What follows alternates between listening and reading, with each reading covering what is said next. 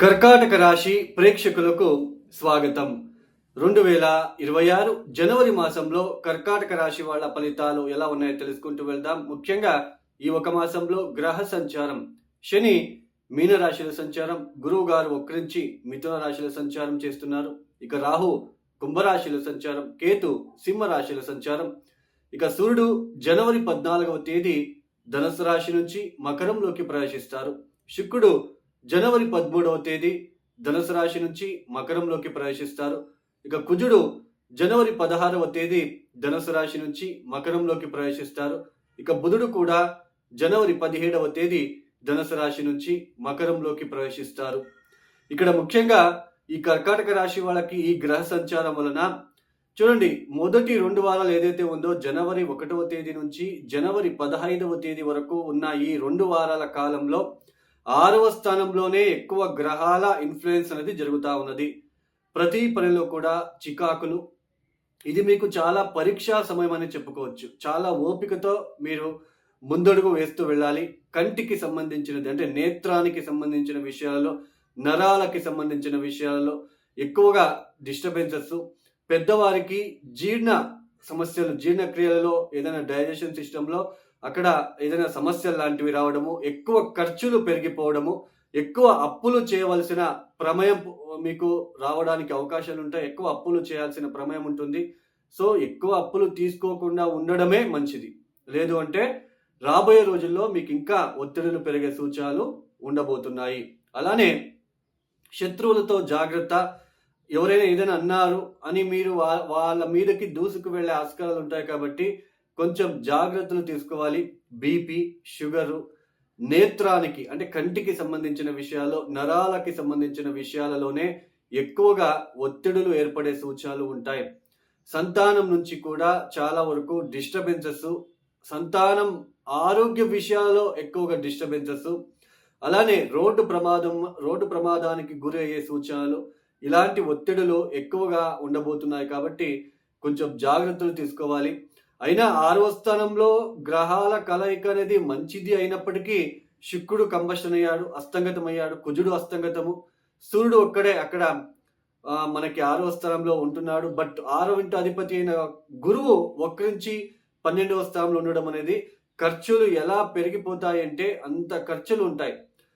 రావాల్సిన అమౌంట్ అయితే వస్తుంది మీ చేతికి, బట్ ఖర్చులు ఎక్కువగా ఉంటాయి. మీ నోటి మాట వలన, మీరు మాట్లాడే మాట వలన ఇతరులు దాన్ని నెగిటివ్గా తీసుకొని ఇబ్బంది పెట్టడానికి కూడా ఛాన్సెస్ ఉంటుంది. పోలీసుల వలన కూడా కొన్ని ఇబ్బందులు వచ్చే సూచనలు కూడా ఉండే ఆస్కారాలు ఉంటాయి. తస్మాత్ జాగ్రత్తగా ఉండండి. అదే 2026 జనవరి 15వ తేదీ తర్వాత అంటే జనవరి మాసంలో చివరి 3వ వారం, 4వ వారము సప్తమ స్థానంలోకి అడుగు పెట్టబోతున్నారు ఈ 4 గ్రహాలు. ఇది కూడా క్లోజ్ రిలేషన్స్ ఎవరైతే ఉంటారో భార్య తరపున కావచ్చు, భర్త తరపున కావచ్చు, బంధువులతో ఇబ్బందులు తలెత్తే సూచనలు ఉంటాయి. తస్మాత్ జాగ్రత్త. భార్యతో కూడా గొడవ లాంటిది, కొంచెం టెన్షన్ లాంటిది. అలానే పార్ట్నర్షిప్, బిజినెస్ కి ఇది అంత మంచిది కాదు. ఈ కర్కాటక రాశి వాళ్ళకి సప్తమ స్థానంలో కుజుడు ఎగ్జాల్టెడ్ పొజిషన్ లో ఉండడం అయితే మంచిది. అయినప్పటికీ వ్యాపార అభివృద్ధి కోసం చేసే ప్రయత్నాల్లో ఇది అంత మంచిది కాదు. అలానే క్లోజ్ రిలేషన్స్ తో డిస్టర్బెన్సెస్ ఏర్పడే సూచనలు కూడా ఉండే ఆస్కారాలు ఉంటాయి కాబట్టి జాగ్రత్తగా ఉండే ప్రయత్నం చేసుకుంటే మంచిది.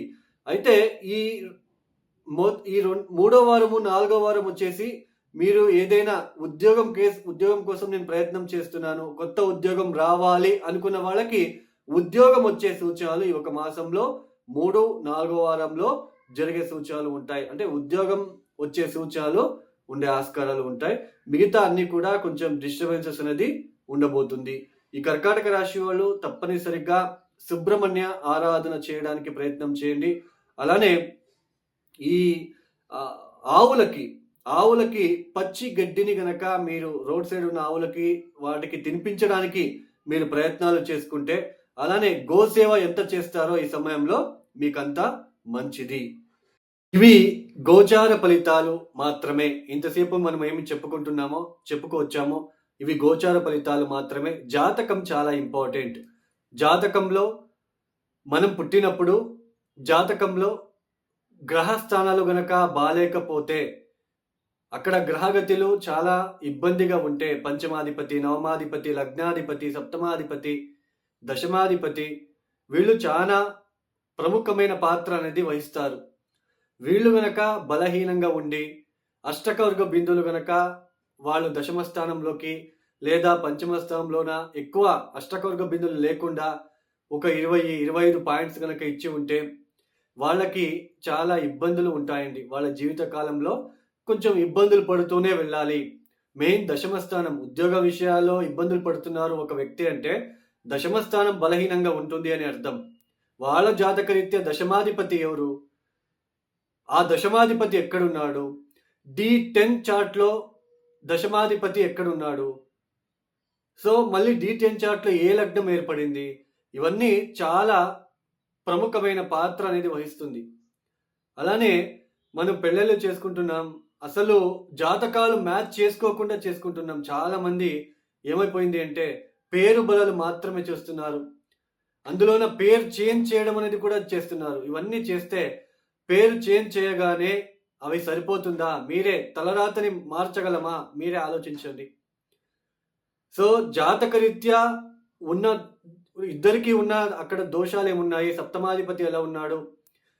బిఫోర్ మ్యారేజే ఏ పరిహారాలు చేసుకుంటే కొంచెం రిలీఫ్‌గా ఉంటుంది? అది ఆలోచించాలి. పేరు బలాలు మాత్రమే చూస్తున్నారు. జాతకాలు ఎవరు సరిగ్గా చూడట్లేదు. జాతకాల గురించి పట్టించుకోవట్లేదు. అలానే పేరు చేంజ్ చేయగానే మనకంతా ఓకే అయిపోతుంది. పేరు చేంజ్ చేయగానే దాన్ని కూడా పద్ధతిగా చేయాలి. పేరు చేంజ్ అనేది కూడా. సో, దీన్ని గుర్తుంచుకోండి. సో, జాతకం చాలా ఇంపార్టెంట్. సప్తమాధిపతి, మనము వివాహం కళత్రకారకుడు ఎవరు? ధారాకారకుడు ఎవరయ్యారు? లగ్నాధిపతి ఎలా ఉన్నారు? ఇవన్నీ చూసుకొని మనము ముందడుగు వేస్తే చాలా మంచిది. అలానే ఈ 2026వ సంవత్సరంలో జనవరి, ఫిబ్రవరి, మార్చ్ ఈ 3, 4 మాసాలు ఏప్రిల్ వరకు కూడా ఎక్కువ వాహన అపఘాతాలు అయ్యే సూచనలు, కెమికల్‌కి సంబంధించిన కెమికల్ ఫ్యాక్టరీలలో ఏదైనా ఎక్స్‌ప్లోజన్ జరిగే సూచనలు కూడా ఉండబోతుంది. అగ్ని దురంతాలు ఎక్కువ అవుతాయి. ఎందుకంటే కుజ, బుధులు ఇద్దరు కూడా నియరెస్ట్‌గా సంచారం చేస్తూ ఉన్నారు.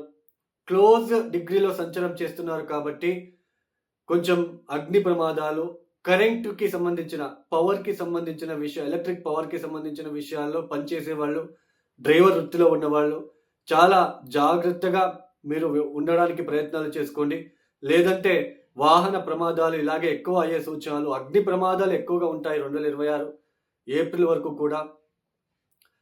కొంచెం జాగ్రత్తలు తీసుకుంటే మంచిది. వాళ్ళ జాతకరీత్యా చూసుకొని ప్రతిరోజు మృత్యుంజయ మంత్రాలని పఠించుకుంటూ, ప్రతిరోజు కూడా నిత్యం కూడా దేవతా ఆరాధన చేస్తూ కొంచెం భయంతో రోడ్డు పైన ఎక్కడానికి ప్రయత్నం చేయండి.